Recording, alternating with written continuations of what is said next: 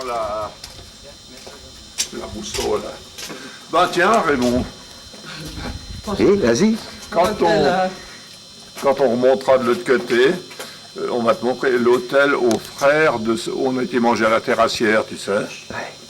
Il y a son frangin qui a un hôtel-restaurant super là au-dessus. Ah ouais. Et voilà. Si Oreste ne vous a pas mis l'eau à la bouche pour une visite de la région, il risque de vous avoir fait saliver concernant la qualité de la cuisine italienne. Et bien que les bourlingueurs ou viviens se déplacent généralement pour mettre les pieds sous la table, ils font malgré tout parfois une dérogation afin d'apprécier certains panoramas ou villages n'ayant pas encore souffert de l'urbanisme du XXIe siècle.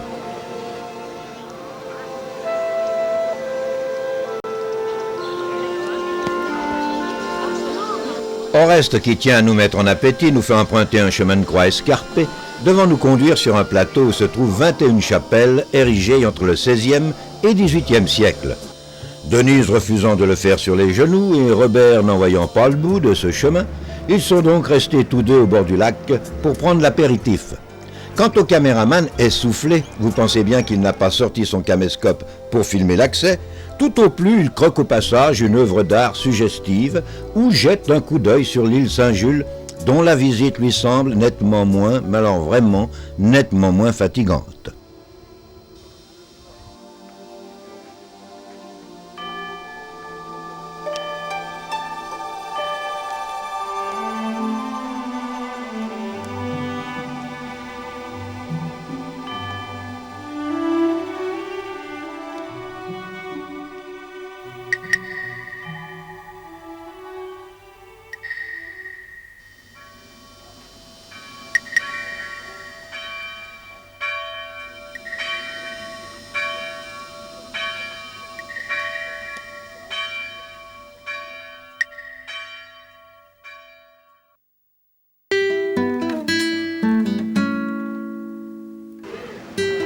Pas trop dépaysés, nous rencontrons le même petit train sur pneus que celui de Genève, avec cette différence que dans la cité de Calvin, on a rétréci les rues, tandis qu'ici c'est déjà fait depuis longtemps. Comme quoi, il faut bien reconnaître que les Italiens ont toujours eu de l'avance sur nous. Ce n'est donc pas pour rien que nous avons fait appel à eux pour les rétrécir. Nos rues, bien sûr.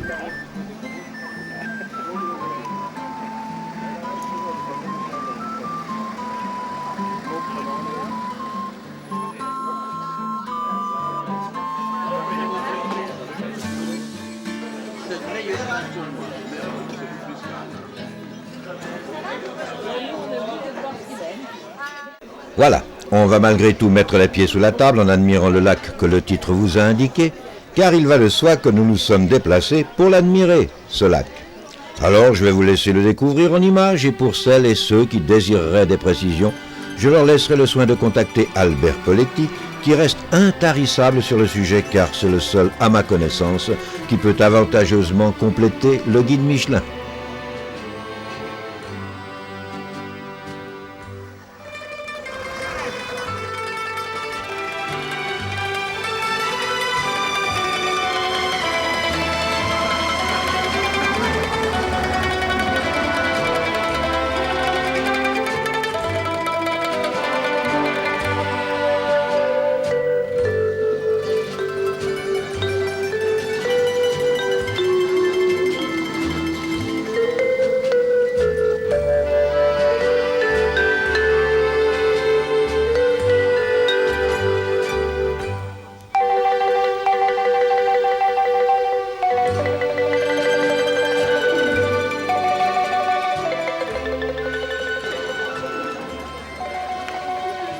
Nos amis italiens vous parleront de San Giulio, les touristes espagnols de San Giulio, et moi je vous parlerai tout simplement de Saint-Jules, car c'est tout petit Saint-Jules, mais cette île dégage un tel charme qu'elle pourrait faire pâlir bien de ses grandes sœurs.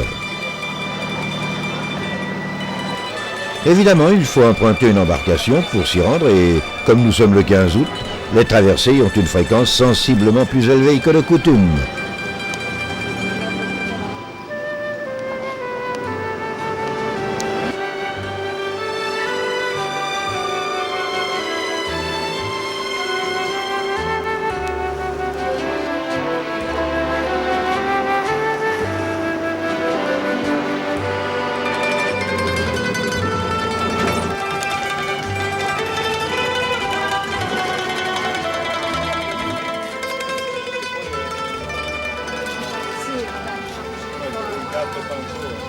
Dès que nous sommes sur l'île, on s'extasie sur le panorama. Et l'on découvre que sur cet angle, Horta a tout son intérêt. Ainsi, l'on apprécie mieux ce que l'on vient de quitter il y a quelques instants.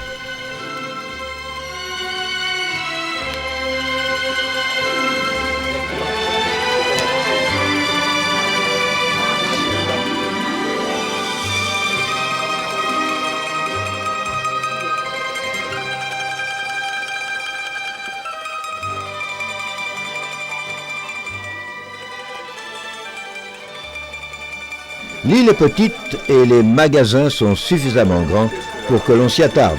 Surtout que Ginette et Denise sont spécialement friandes de ce qu'Oreste nomme avec une certaine ironie des niaiseries.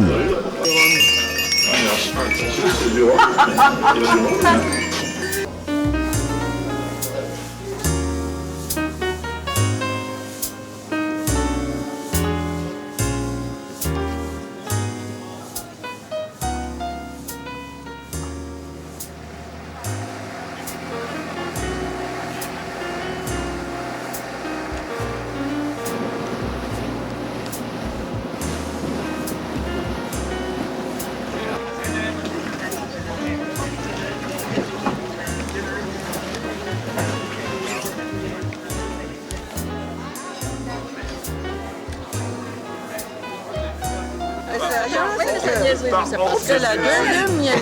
Parce que j'en ai déjà Par ordre de niaiserie. deux de niaiseries, puis trois avec lui. Trois niaiseries. Et moi j'en ai 71 deux avec petites et une grosse. C'est bon. Même un petit truc. Au-delà des niaiseries, il y a des objets nettement plus coûteux et donc beaucoup moins abordables. Alors Oreste n'empêchera pas Ginette de les admirer et cédera malgré tout pour qu'elle puisse revenir au logis avec quelques babioles sans grande importance.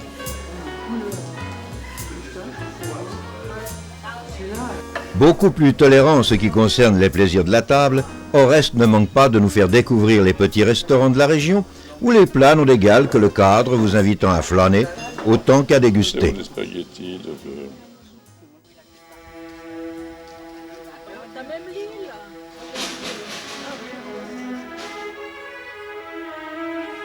À quelques pas de ce charmant restaurant se trouve le village de Pratolungo. Ce n'est pas n'importe quel village vu que c'est celui d'origine de notre ami Oreste. Il est donc bien légitime qu'il voulait nous le faire visiter, lui qui dans sa prime jeunesse venait avec le train jusqu'à la gare de Petenasco pour rejoindre à pied et avec les valises la maison familiale. Un retour aux sources en quelque sorte. Alors on montait avec les bidons d'eau pour chercher l'eau à la fontaine, parce qu'on n'avait pas d'eau à la maison. Ouais. Alors on avait besoin de l'eau pour Et laver, pour railler, je pour rasier, pour tout. Ouais. Ah que c'est bon. On peut ouvrir comme ça? Ouais. Voilà. Avant elle coulait tout le temps. Ah. Alors maintenant ils ont bien fait de mettre ce machin, comme ça, Ouais, dis donc, c'est parce qu'elle génial. coulait tout le temps, puis des fois il y en a. Ah bah voilà. L'eau miraculeuse.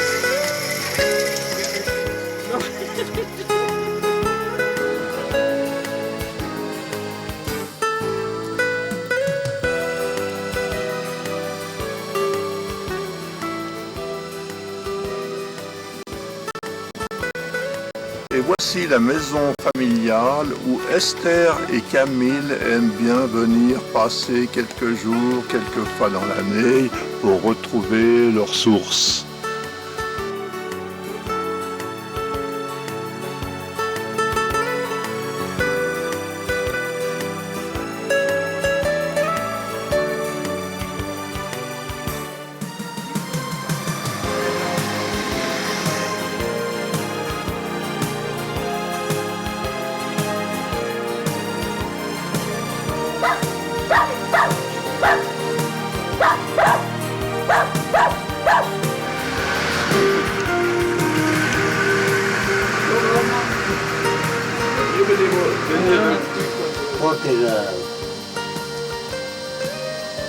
Le prénom comment?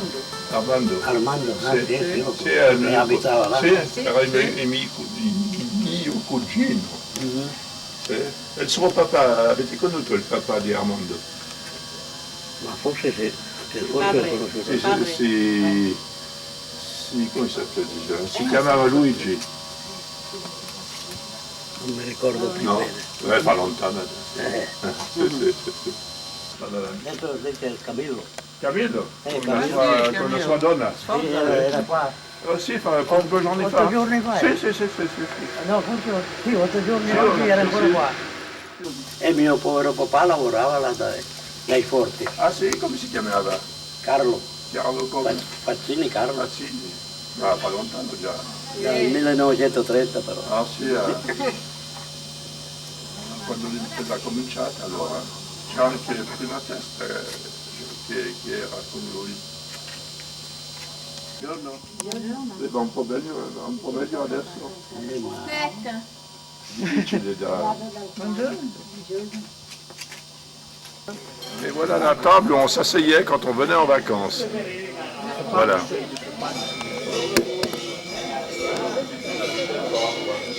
J'ai trouvé un contemporain. Ouais, puis après il a trouvé un contemporain. C'est quand même sympa ça. Hein. Qu'il ait trouvé un contemporain. Ouais.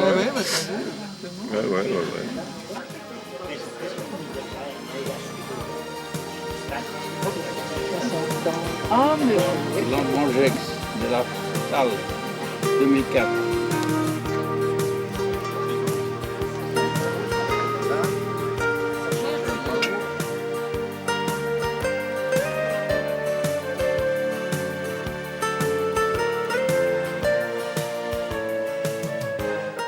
Alors l'église de Patonou a été construite en 1683. Bien après l'escalade. La petite église là. Ah ouais. Construite en 1683. 80 ans après l'escalade.